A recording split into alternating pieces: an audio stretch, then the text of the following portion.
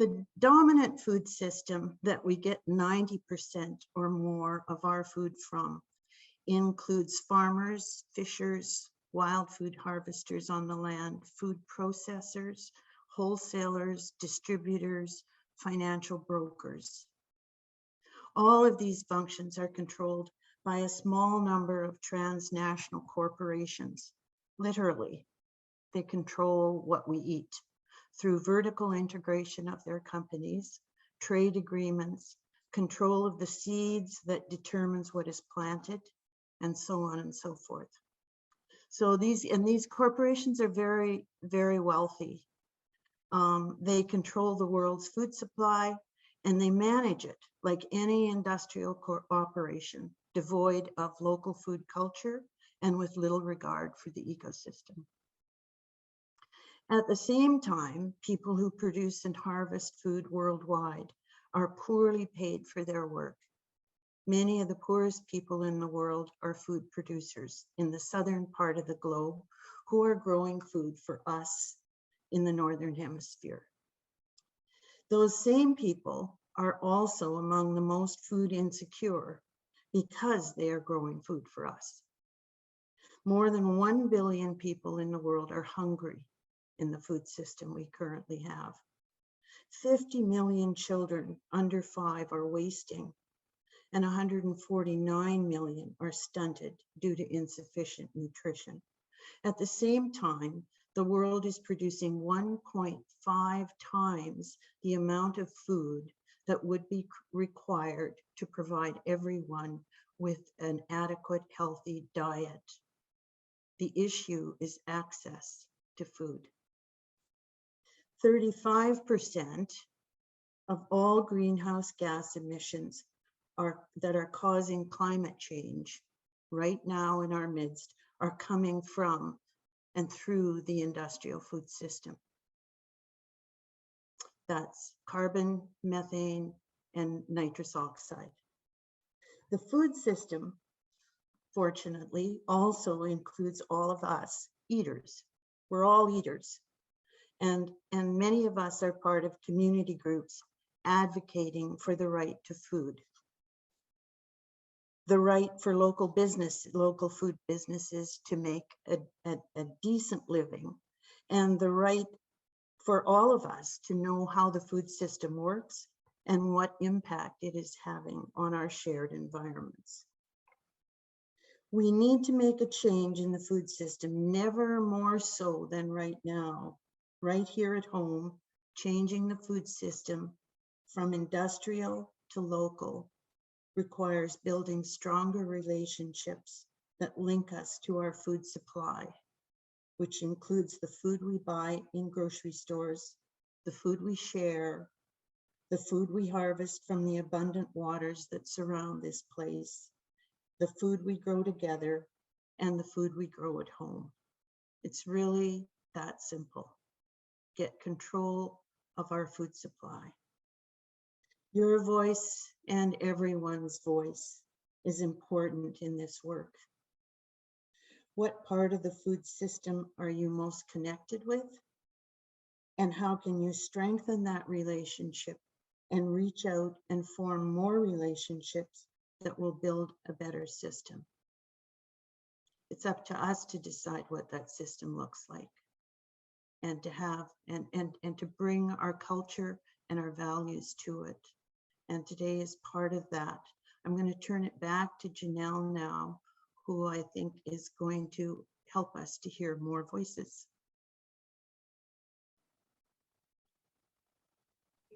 Mm-hmm. Thank you, Pat, for that. Yes, and so I'd like to speak to the food literacy work that we're doing a little bit in our region. That is where I've been most connected over the past number of years. It's an area of passion for me, and I really do see it connecting so deeply with all areas of our local food system. I'd like to share with you first, because food literacy is still a term that we haven't been using for all that long in our region. And we really do see it as a really broad umbrella. So it does include what oftentimes people think of as food skills and practices. So it does include that across the lifespan to participate within our complex food environment. But it also means appreciating wider than just how food impacts ourselves, but the connections between food and our social, our cultural, economic, physical, and our environment, most importantly. So all of these pieces do create our definition of food literacy in this region. And I see myself in this work as being a connector, an amplifier, and a facilitator. So bringing together voices, listening, and trying to bring forward initiatives that connect us around food literacy and the other areas of our food system. So a couple of examples that I just wanted to touch on just briefly. One recent one that we did was a great collaboration with the food access and equity area. We created a food security connections video and educators package. And if you haven't seen that, it is available on the CR Fair website under food literacy. And it's a piece that I'm really happy to have been a part of, because we're trying to bring attention to the issues around food insecurity in our region and bring that to young people. So it's an educator's guide that's directed for middle and secondary students. And then another piece that Matthew Kemshaw spoke to yesterday in a session is around the school food shift. And this is a wonderful collaboration with the aim of improving school food environments in our region. And it brings together a number of different individuals and organizations, all working towards this same goal. So it's quite exciting as well. And in both of those initiatives, I wanted to mention those key connections with the other areas and really playing a collaborative role. And I think that's what's really important in food literacy, is that we see where the energy is and build off of that energy to really bring focus and attention to important issues within our local food system. So I'll pass it back over to Pat.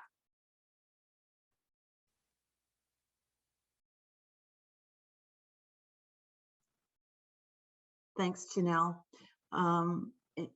Do any of the other collaborators that we're working with here this morning in organizing this session want to say a few words? I don't want to put anybody on the spot. Kara, Christina, Sandra,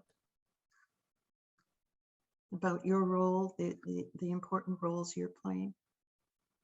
Sure, I'm happy to jump in. Good morning, everyone. And this is such an exciting puzzle. I love doing puzzles, so I love this analogy. I've been working on the local food economy stream with Pat and with a really wise and informed group of leaders. It's really clear that that global food system that Pat described, that huge complex machine and all of the inequities that it carries in it, that you are all very well aware of, is not something that we can change. It is so much richer and more powerful than we are, and that would be a daunting task. And it's not something that a small nonprofit or many nonprofits in this region could ever undertake. But there is something that we can do, and we are doing, and that is to build our local food economy. When we talk about food economy, we're talking about the businesses in our region. And I know that this morning Joan talked about no profit in the work that we're doing. And I just want to be clear that many people are earning a livelihood, and we want to ensure that they earn a good livelihood in the work that they're doing in our food economy. And those are the businesses of farming and fishing, the harvesters and processors in our region, the restaurants, the institutions, the distributors, and the retailers, the grocers that are in this region. In strengthening our local food economy, the more we strengthen the relationships between those different businesses, the shorter the supply chain that we have and the more resilient that we are. The values that are inherent in a local food economy are so clear around fairness, around equity, around justice and sustainability. And you folks are all so well informed of all of this. So we have the individual players in the local food economy connecting, becoming bigger puzzle pieces together. And we're starting to see the connections with the farm hub, for example, connecting with the food access stream, but also with restaurants. So we're starting to see the interconnection of the three streams. And the more that we see that, the more that we are beginning to define a really resilient regional food system, which is what we're all about. Thanks. Thanks, Christina. Anyone else? Cara, Sandra, do you have a few words you want to add into this array of voices we're building here today?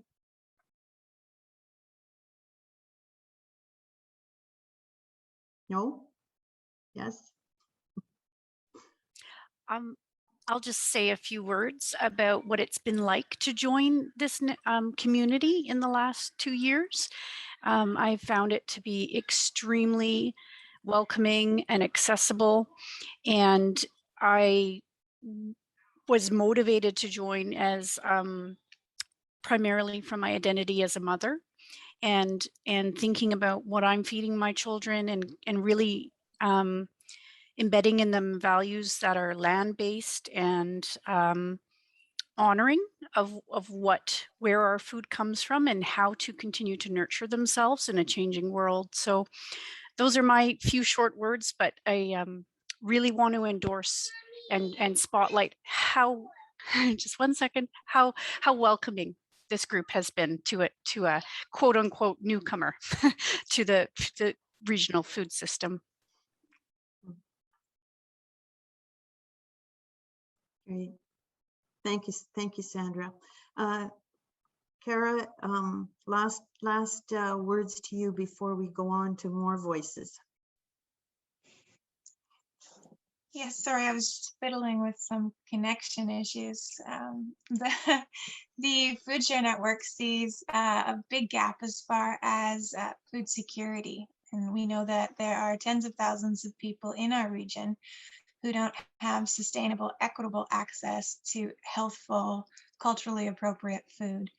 And while there are some beautiful community movements happening, there's still so much more to strive for. And so I'm really keen to see connections being made and working together as a community to ensure that everybody has ongoing access to healthful food. Thank you. Thank you. It is really good to hear about the relationships we have. And from my perspective, working in food systems development and trying to understand how we build a food system that really is within our culture, within our region, that's caring, that is inclusive, it's really rewarding to hear more about the relationships that already exist so that we can build strength on them. As Janelle has said, we go to where our strengths are, and we have a lot of them, We just, I think, need to know them better and know each other better in order to make this difference that we need to make. And it's really immediate and critical. It's not a nice to do or nice to have thing anymore. It's really a must do, must have, and it's up to us to do it. Janelle, I'm going to pass it back to you. I know we have some other really wonderful voices to hear from this morning before we go to our breakout groups. I think I've got the agenda and order of things mostly right, but back to you. Thanks, Pat. Yes, I'm going to pass it over to Kara. So in an effort to better understand our regional food system, its gaps, and what we can do to fill those gaps, we reached out to a handful of local experts and we asked them 2 guiding questions. The first one being what their part in the regional food system was and what that might look like if we were thriving. And the second one was what steps, what relationships or connections need to or could happen in the next 12 months to move us closer to a stronger, more resilient regional food system. And we've got a little video here with their responses for you.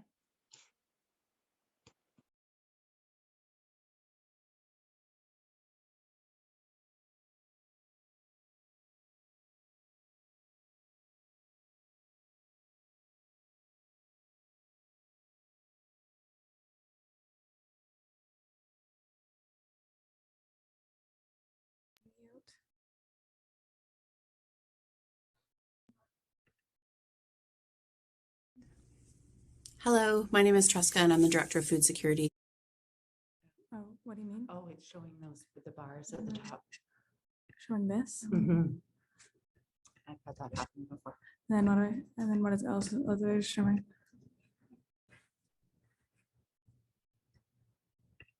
Oh.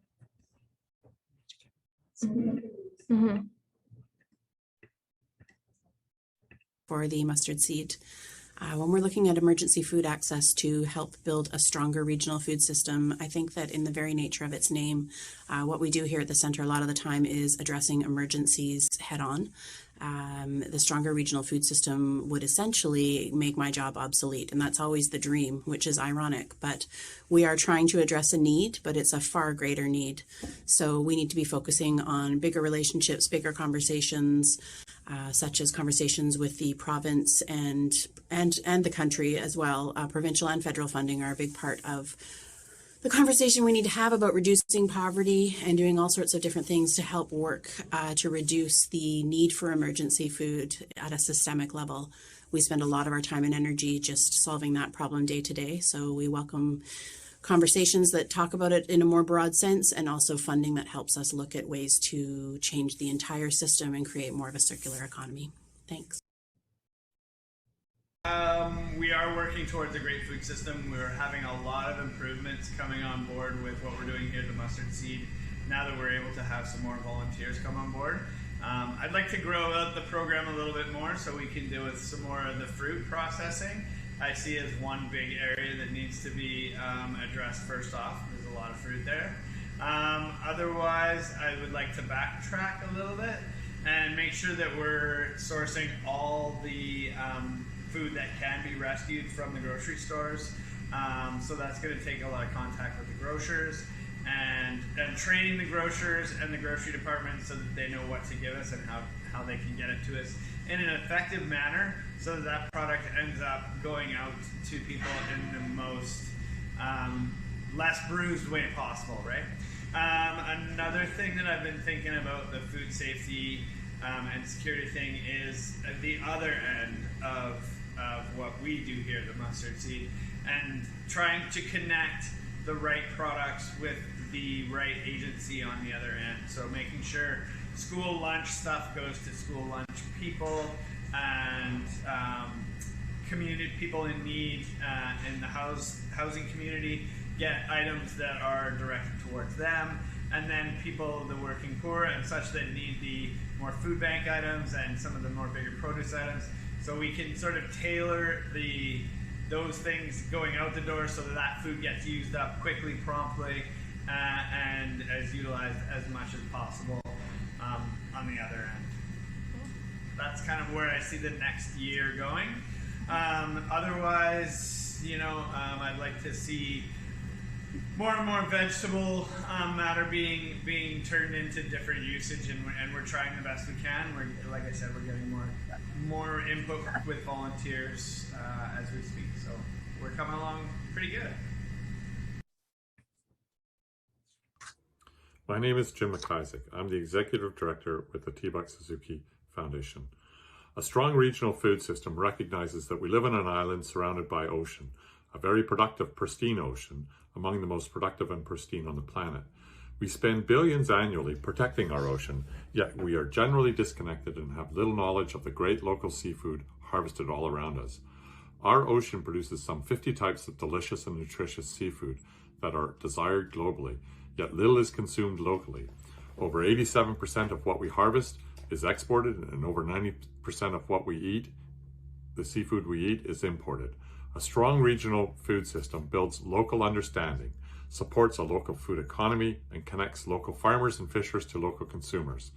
Individuals, families, restaurants, and institutions can be connected either directly or through local chefs, food hubs, fishmongers, distributors, and processors to our fishers and farmers.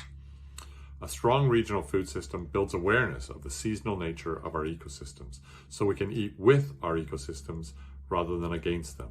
From the sea, it helps to know what's caught locally when. Halibut, sablefish, tuna, prawn, crab, shrimp, rockfish, lingcod, salmon, herring, hake, and haddock all have seasonality. We need to know where best to source local seafood, and we need to know how best to prepare local seafood. Over the next 12 months, I'd like to see our local food system strengthen relationships with local harvesters, connect our seafood more directly to our local food system. Thank you for listening. Hello, everyone. So in terms of what my part or our part in building a strong regional food system is, I come at this kind of from working on the Farm Hub for the past year, and then taking the Farm Hub example and talking about it with youth delegates to COP26 at the Conference of Youth in advance of COP26. And a lot of them are working on localizing their food systems to respond to climate change, and expressed to me how the Farm Hub is a really unique model for closing the supply gap and creating that loop between our producers and our community. So I think that we could strengthen our food system by supporting different aspects of the Farm Hub, especially the Farm Bucks program, which supports both farmers and our community in accessing food. So we can increase food access as well as support our producers who are at the core of our local food system. In terms of the second question, what are the relationships and connections that need to occur for that to happen in the next year? I think that the Farm Hub could be more connected with the local business community. I think in a lot of our food efforts, it's really nonprofit driven, which is great, and connects with farmers and producers as businesses, but perhaps more getting into restaurants, because a lot of our wholesale purchasing really supports farmers over the long term. We know that. And so there's an opportunity there to work with more of those businesses that are going to be wholesale purchasing. Organizations like UVic, so that students know about another way they can access local food. I think that there's some more organizations throughout Victoria that can elevate the work of the Farm Hub and help connect it to businesses as well as individuals that are going to be supporting both the home delivery and warehouse purchasing, but also could support the Farm Bucks in terms of it being a foundation and a charity and doing some fundraising. So I think that places like the Chamber of Commerce, CBC Radio, getting their support, getting them amplifying the Farm Hub so that it can be more plugged in within our community would be a really helpful way that it can continue to be that loop, be the link between our amazing producers and our community when we're eating food. Yeah, so thanks very much. Hey, I'm Sydney, and I work for an organization that serves youth in the Greater Victoria community. And what I see as far as youth food access within our regional food system is a lot of the youth we work with are coming out of ministry care, or their income source is through like the government, so they don't have a lot of money to access nutritious food.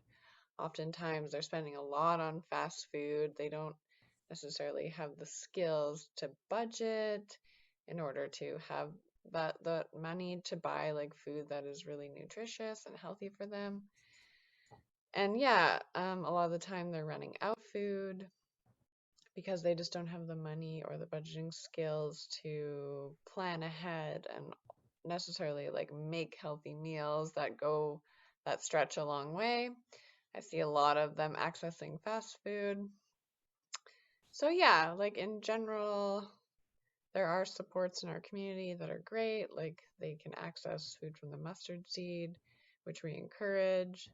But ultimately, I would love to see more skill building like early on, like in school, around like budgeting and healthy food and how to make meals like go a long way, like making like big meals and freezing them, etc. Like just kind of teaching them more skills around like budgeting for food, what's healthy, what's nutritious, and how do we support them in making those healthy choices.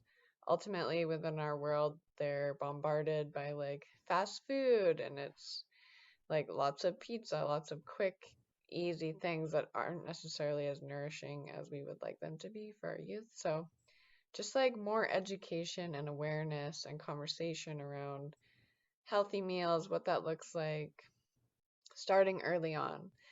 So I think, yeah, just like really teaching them from an early perspective. So I think relationships and connections that can be built in order to support them is like maybe bringing in people in the food culture industry like into schools, getting them talking about it, talking to them about like growing food and what that looks like, because that can be really easy. And yeah, like I said, just like early onset education around what that looks like, I think that would be really powerful. So thanks. When asked to consider what food literacy in schools looks like in the context of a strong regional food system, it definitely leads me to wonder, what would be taught in schools, assuming there was a strong relationship that the community would have with local producers. So I think that there's a lot of possibilities.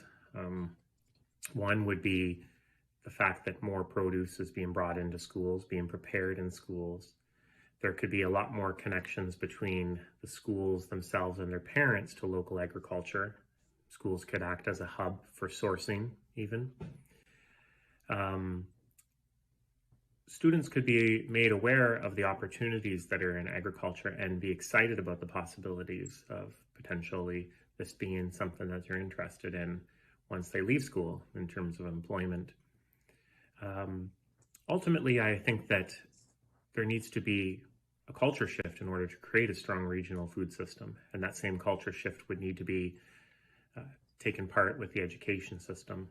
I'd like to see a lot more of the ministries in education, health, and agriculture working together to tie in these important pieces to recognize that to have a healthy student body and to have a healthy regional food system, ministries need to work together because food impacts learning outcomes and it obviously impacts long-term health and therefore the viability of farms.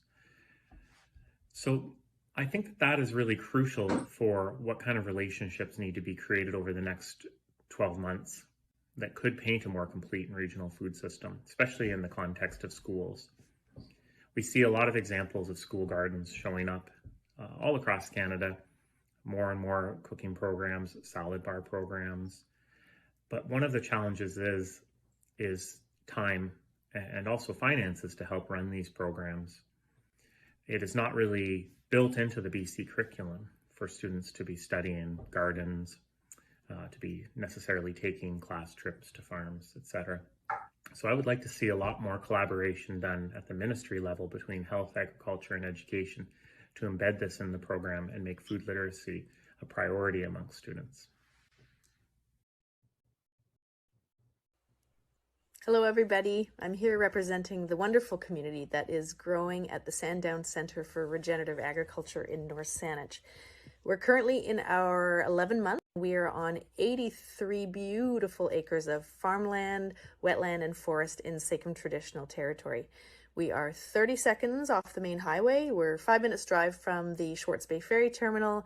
We're 3 minutes from Sydney, and we are 3 minutes from the International Airport. So within the regional food system, our goals are to, number one, to launch and support thriving regenerative food growers in their businesses. We run the Farmpreneur program, which provides land to grow, access to shared amenities, collegial support, and mentorship in business schools. We help farmpreneurs to develop and pursue their targeted revenue streams and to develop best practices in regenerative techniques. Number two, we also showcase best practices in building soil health and in building biodiversity. And we do this by partnering with the University of Victoria, with the District of North Saanich, and with Van City. And three, we work to inspire community awareness and involvement in regenerative agriculture. So I'd say ultimately our goal is to help our region to fall further in love, madly in love with local regenerative food as a key part of our climate change solutions. So over the next 12 months, we are looking to connect our farmpreneur cohort to like-minded people and players in our local food system.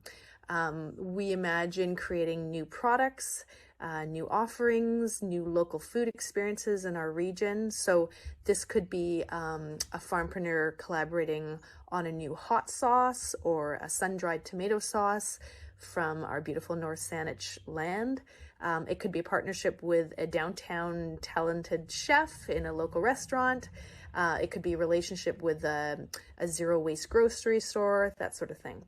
So really we see that if we want to support our regenerative growers with living wages, it's these kinds of partnerships and these kinds of value-added products that are going to be absolutely vital. So that's what we're working on in the year to come. Thank you.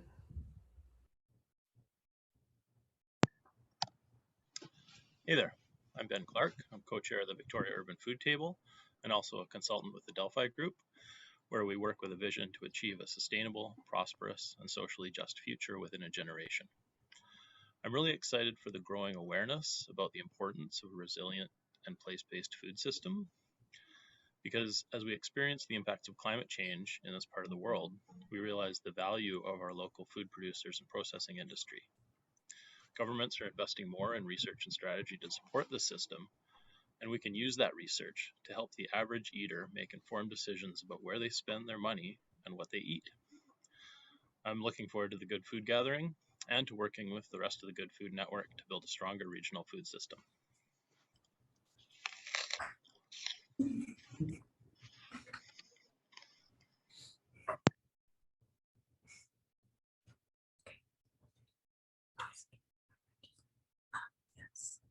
just going to stop screen sharing for a second.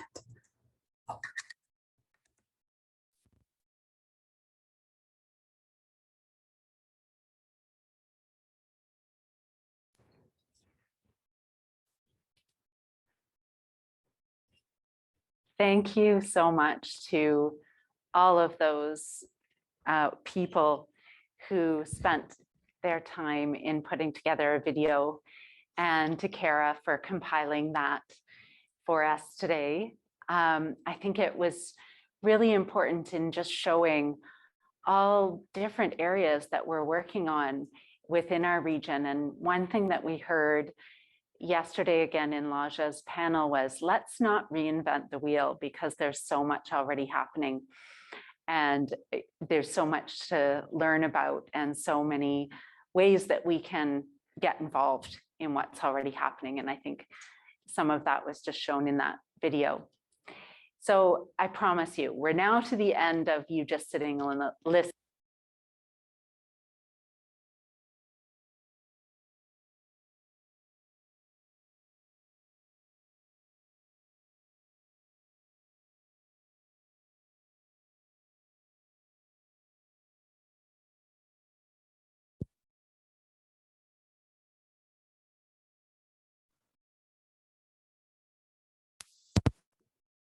They can hear you. Oh God, it died. They can hear you now. Just go. Not sure how much of that you heard, but I'll just pick up where I left off. So these two questions, if you could put your answers into the chat, please. So just a lighthearted one. What food are you most looking forward to eating in summer 2022? And the second question is, what word best describes your ideal community connections in 2022? Hopefully much different from 2020 and 2021 for connections. So just take one moment, and unfortunately I can't see the chat right now, but if anyone wants to jump in and share a couple of the answers as they're coming in, that would be just great.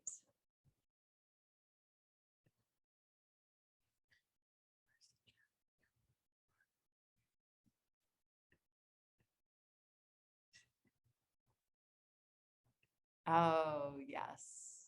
Okay, now I can see some of the yummy foods that people are posting. I'm so glad. And you know, for the second question there, if a word doesn't jump to mind right away for your ideal community connections, we'll be discussing this part a little bit further in the breakout groups that we're going to transition into right now. So please keep entering those into chat. So I'm just going to transition us now into our breakout groups. So this is now our chance to connect. And you've heard a little bit from Pat about food systems, and you've heard from some of our food system actors around their roles. Now we're hoping that you join a breakout group. There'll be 5 different breakout groups and note takers. And we're hoping that we'll have a chance to fully discuss in the next 20 minutes or so these 2 questions that you see on your screen. So thinking about what your role is, so your puzzle piece, you as a puzzle piece within the system, and then strengthening connections, as we've already been speaking to. And again, we're looking at the next year. So think about, what are your strengths? Bring those strengths in and share those with us. So now let's transition, and you'll be invited to join a breakout group. You'll see that hopefully pop up on your screen, and then please do join in. Okay, hello everyone. Welcome back. I know it's never enough time when we go into breakout rooms. I'm glad we had small groups so that hopefully everyone did have a chance to connect and share a bit. What we're going to do now is hear back from each of our facilitators, just a few key points that we heard in the discussions in the breakout groups. And Anna is going to be live putting down those notes for us so that everyone can be seeing some of the key things that have been shared and that we hope to act on for the next 12 months. So can I call on Pat first? Pat, would you like to speak to some of the discussion in your group? Yes, I really would. It was really good discussion, and like you say, Janelle, it was too short. We need more discussions. We need more discussions exactly on this topic. So we talked about what people's strengths are, and what relationships we want to we want we want to create in the next year. And really what I heard, and Marella has all the detailed notes, and I have some notes as well. So the detail won't go astray. We will be following up. But what I heard is that we need to be bold. We really need to be very bold when it comes to particularly land-based food production, in terms of who owns the land, the arrangements for land sharing, the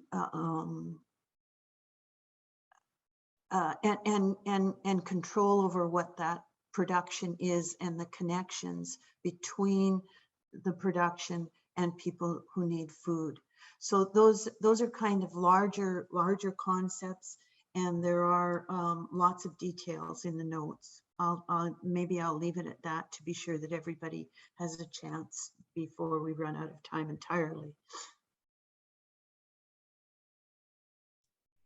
Thank you, Pat. That's great. Christina, would you like to speak now? Sure, I'm happy to jump in, and thanks to the group that we had for some really lovely and diverse thoughts. I'll just focus on the connections that folks were talking about for the next 12-month period, and some stemming from the experiences at the Good Food Gathering. So this whole piece around decolonizing our natural environment, getting out and actually pulling ivy, and getting involved with the important work of Sandra, Jim, and Judith, learning from them, and then taking that knowledge and expanding it into different parts of the peninsula anyway. So that was a lovely connection, and with some real value in it. We also have a gift in some new folks bringing resources from capacities around research and evaluation and monitoring, and really wanting to connect with mutual aid groups in the community to strengthen their work, add that lens of research to it, which then will enhance their capacity to access revenues and continue to build their work. And we ended on a really lovely conversation around the importance of connections with food growers and producers, and how in the Gulf Islands, for example, having different growers and community groups get together, they were actually able to access quite a substantial grant to enhance their work. And the Farm Hub in the Victoria in the core, looking at expanding the work that they're doing in getting local food out beyond what isn't the excess from those communities being redistributed to other communities, not wanting to replicate the global food system, really keeping a local lens on it, but how the Farm Hub and the work in the Gulf Islands really can mesh, and those relations can be deepened in the next 12 months to help to build our food system. That's a very quick summary of our conversations. Thanks. Thank you, Christina. That was wonderful. On to Sandra. Had a fantastic group of volunteers, innovators, those supporting the urban growers. And what we talked about was forming these connections in community, in our professional and personal realms, and it was a word named remembering that we're participating in a system that has been designed in a particular way. And so refocusing a personal consciousness would be my word towards mobilizing in positive action, and using our personal capacities and buying power to get our boots on the ground, and reforming that system in a redesign. It was a terrific group for sure. Thank you, Janelle. Thank you. I'm excited to see all the notes from these different discussions. Wow, so diverse. Kara. Yeah, so again, our note taker will have a more detailed breakdown of our chat. But two big themes that I found that came out of it were, one were just a really deep desire to expand the conversation about how we can change and build our local food system, inviting new voices, inviting more input from those smaller, fierce little community groups that are doing substantial work and are rarely heard of. Another piece was more consistency in the support and the funding of programs that are trying to do things in a new and sustainable way. Finding that there are these pockets of funding that get us, a little bit farther and a little bit farther, but it makes the effort look more project-based and less of a long-term sustainable new piece of our food system. And the same is true for the monetary portion as it is for free food offerings. And so looking at ways that we can work together as a community to develop more long-standing, sustainable approaches to a resilient food system, and really providing the federal and provincial government's opportunity to invest in those. That was the gist of our breakout room chat.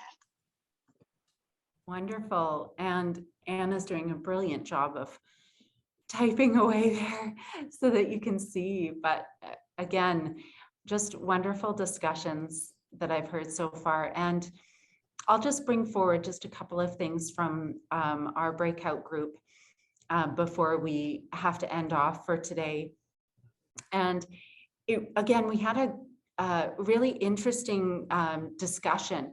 Each person in our group was working in quite a different area within the system, and each was, I have to commend all of you, had very clearly defined their area of interest and where they wanted to go in the next 12 months, had already identified some goals and looking forward to it. I saw smiles on people's faces as they were talking about their work and the connections that they were making. Also, we did identify a couple of key areas where potentially some more investigation needs to happen or more connections to be made to better the food security and health for some particular populations within our region. But again, there was real strength and people really sure of their role and that they wanted to keep working and doing this good work that they are doing. So thank you. Thank you to everyone in the breakout groups for those discussions. And just to ensure, we will be sharing out everything from the specific breakout notes to the share out that Anna's currently typing. And we will combine it as well with things that have come in the chat also. So we really do want this to be the start of a conversation. And maybe now we can just quickly go back to our slides here just for 1 minute. I know we're running out of time today, aren't we? Mm-hmm. Okay, so I'm just going to advance us here. So we would really like everyone, from all that you've heard and experienced in this session and so far in this gathering, to really put together some thoughts on actions for the next 12 months. As we discussed, everyone has particular strengths. And if we all pool those strengths, I really think that we can bring these puzzle pieces together and start fitting so that we can envision a stronger, resilient system here in the capital region and beyond. So I encourage you now to share any of your commitments, your actions in the chat, and we will be saving those. If you know you are one of those creative people that wants to think about this a little bit more, and whether you want to draw yourself as a puzzle piece and how it fits with the other pieces that you want for the next 12 months, please do that and share it with us, share it back with us. And you know, it was really wonderful. We'll also be sharing out all of those videos, the video compilation that was developed. We'll be sharing that out. That's a great, gives some great ideas too around connections. So if you would like to share with us following this session, the contact information. And as a planning group for this session, we have committed to not just ending here, but we have committed to, you know, exploring all that has been shared in this session, bringing it all back. We're going to talk about it at the leadership table and we can put these pieces into action over the next month so that we have something really solid to report back on from at the next. So any last words from any of the other facilitators if you wanted to jump in?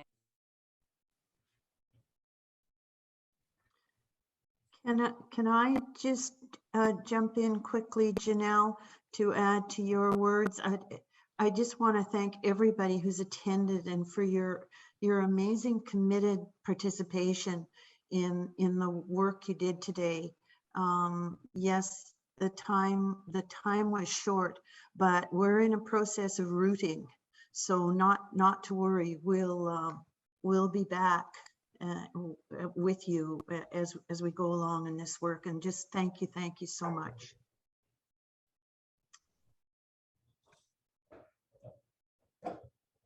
Thank you, Pat. Anyone else?